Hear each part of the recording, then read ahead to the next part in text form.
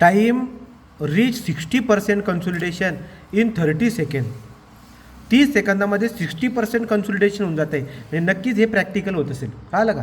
पुढे काय? For the sample of 1 centimetre thickness. तुमच्या लक्षात येते का बघा काय म्हणतायत की थिकनेस आहे h = 1 सेंटीमीटर. याला मीटरमध्ये नेलं तर बाळांनो 1 × 10⁻² मीटर होऊन जाईल. तो एवढी थिकनेस आहे. आणि 60% म्हणजे पर्सेंटेज यू जेव्हा 60%चा असतो हे होण्यासाठी टाईम किती लागून जातो आहे? टाईम लागून जातो आहे किती? 30 सेकंड. 30 सेकंड. ओके, एकदा बघून घ्या 30 सेकंदच आहे का. ओके, पुढे काय म्हणतायत बघा. ओके, बघू. हां, नेक्स्ट लॅबोरेटरीमध्ये हे प्रॅक्टिकल केलं आहे. Under condition of double drainage. याचा अर्थ असा आहे की कंडिशन काय होती? डी जर बघितला तर डी किती होता? h/2 म्हणजे 1 सेंटीमीटर बाय 2 म्हणजे 0.5 सेंटीमीटर म्हणजे 0.5 × 10⁻² मीटर. तो डी पण भेटून गेला. पुढे जाऊया. पुढे म्हणतात how many year will be corresponding layer in the nature require to reach same degree of consolidation. 60% degree of consolidation होण्यासाठी इफ 10 मीटर थिकनेस. बघा थिकनेस किती आता?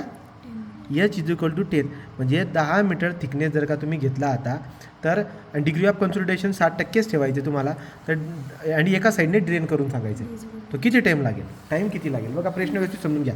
प्रॅक्टिकल जेव्हा तुम्ही केलं आहे ना 1 सेंटीमीटरच्या मातीच्या थरावरती दोघं साईडनं पाणी आपण ड्रेन करतो आहे तर तेव्हा 30 सेकंदामध्ये 60% कन्सोलिडेशन होतं आहे. पण त्याच्याऐवजी जर 10 मीटर थिकनेसचा लेअर घेतला आणि एका साईडनंच जर का ड्रेनेज करत गेलात तुम्ही तर 60%चं कन्सोलिडेशन व्हायला टाईम किती लागेल?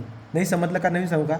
1 सेंटीमीटर मातीचा थर आहे, त्याच्यामध्ये पाणी असेल, तुम्ही कॉम्प्रेस करतायत, दोघं साईडनं पाणी बाहेर निघते, 2 वे ड्रेनेज आहे, तेव्हा 60% कॉम्प्रेस होण्यासाठी किंवा कन्सोलिडेशन होण्यासाठी 30 सेकंद लागते.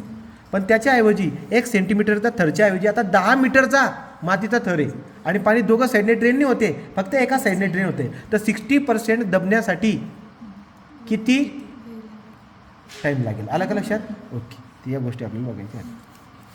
मग आता 10 मीटरचं जेव्हा 10 मीटरचा थर होता, पर्सेंटेज ऑफ यू तुम्हाला किती? 60%साठी टाईम फाइंड आउट करायचा आहे. आणि ड्रेनेज का असणार बरं का या केसमध्ये? म्हणजे हे आहे लॅब. हे कशाचा डेटा होता? लॅबचा. आणि आता हे जे मी खाली सांगितलं आहे डी किती असेल याचा? डी = h असेल तर मी 10 मीटरच असेल बाळांनो. हे असेल फील्ड. कळतं आहे का? हे लॅबचा डेटा आहे आणि हा फील्डचा डेटा आहे. मग तुम्ही मला सांगा, तुम्ही लॅबसाठी जर का समजा आता लॅबसाठी आहे आणि हा फील्डसाठी आपण जर का कॅल्क्युलेट करायला गेलो तर माझ्या लक्षामध्ये काय येईल बरं का की लॅबसाठी मी इथं लॅब लिहितो आणि इथे फील्ड लिहितो. आपल्याकडे एक फेमस फॉर्म्युला आहे CV चा. CV = TV × d² / t आहे.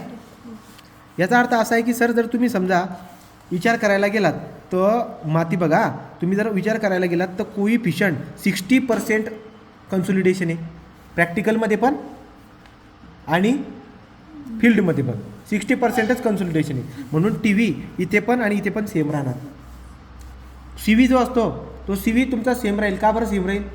CV सेम राहायचं कारण आहे माती सेम आहे म्हणून CV पण सेम राहून जाईल. मग उरतोय काय? हा 2 वे ड्रेनेज आहे, इकडे सिंगल ड्रेनेज आहे. याला टाईम वेगळा लागेल, याला टाईम वेगळा लागेल. तो इकडचा फॉर्म्युला काय येईल बघा परत. CV = TV × d² / t. बरं का?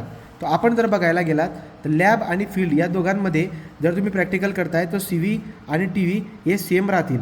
सेम का राहतील? कारण की TV 60% कन्सोलिडेशनसाठी सेम राहील. ओके, CV आणि TV जर का सेम आहे तर उरतंय काय? d² / t. इथे d² / t. म्हणून मी काय लिहू शकतो बाळांनो माहिती आहे? d² / t for lab = d² / t for field असं राहील ते. ओके का? मग आता तुम्ही विचार करा की आता हे जर फाइंड आउट करायचं असेल तर मला सांगा लॅबमध्ये ड्रेनेज कितीचा होता? 2 वे ड्रेनेज होता आणि डीची व्हॅल्यू किती काढली बघा ना, h/2 0.5 × 10⁻². मी काय करणार? 0.5 × 10⁻² ब्रॅकेटचा स्क्वेअर आहे बाळांनो. आणि याला किती टाईम लागला होता? हे बघा किती टाईम लागला त्याला? 60%, 30 सेकंड. तर हे 30 सेकंड लिहून टाकतो. = d². आता इकडचा d² किती आहे बरं का बघा फील्डमधला? तो फील्डमधला डी किती आहे? h 10 मीटर आहे. याचा अर्थ 10² / याचा t काढा, तुम्हाला सेकंडमध्ये भेटेल बाळांनो. तो शिफ्ट चालू आहे बघा बरं का. हे काय आहे? हे बघा 0.5 × 10⁻² ब्रॅकेटचा स्क्वेअर. ओके, 30 10⁻² t तुम्हाला भेटून जाईल हे t. मग सांगा बरं टाईम किती लागेल बरं का? म्हणजे फील्डमध्ये जर का समजा तेवढं 60% कन्सोलिडेशन करायचं असेल तर किती टाईम लागेल?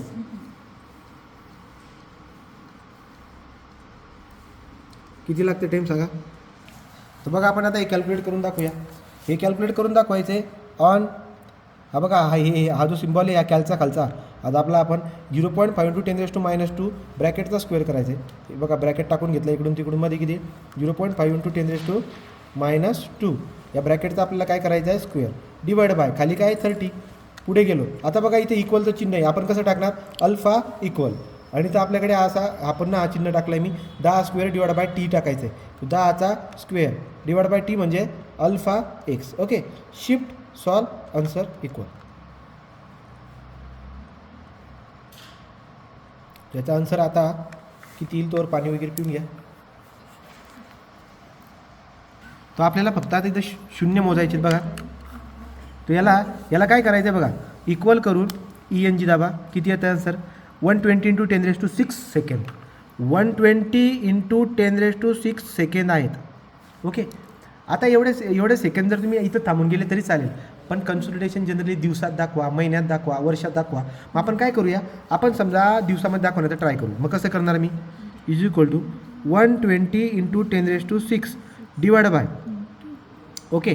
आता मला सांगा जर समजा हे सेकंद आहेत तो याला तासामध्ये करण्यासाठी आपल्याला 3600ने डिवाइड करावं लागेल. किती 3600 तो 3600. याला जर का दिवसामध्ये रूपांतर करायचं असेल तर 24ने मला डिवाइड करावं लागेल. ओके का.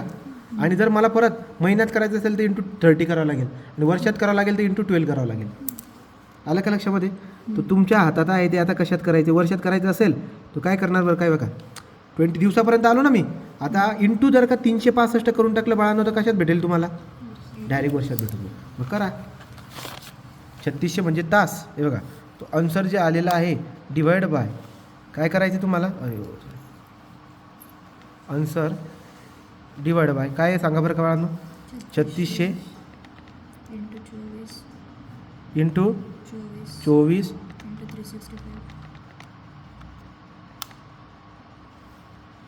3.8 वर्ष किती येत आहे 3.805 3.805 वर्ष लागतील बाळांनो